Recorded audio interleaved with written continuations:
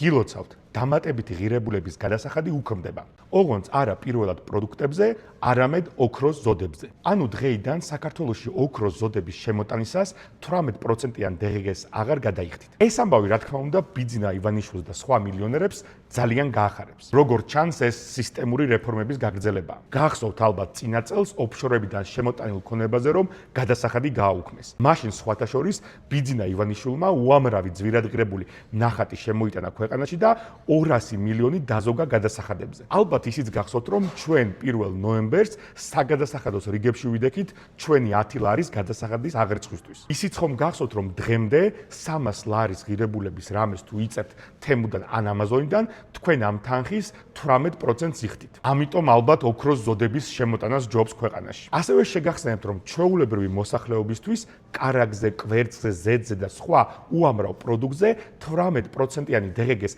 გადასახადი ჯერ კიდევ ძალაშია. ჩვენ ქართული რესპუბლიკა ზუსტად ამ გადასახადის გაუქმებას ვითხოვთ, იმისთვის რომ პირველადი საჭიროების პროდუქტები 2-3 ლარით გაიაფთეს. დააფიქსირეთ თქვენი აზრი კომენტარებში, რომელი გირჩევნიათ.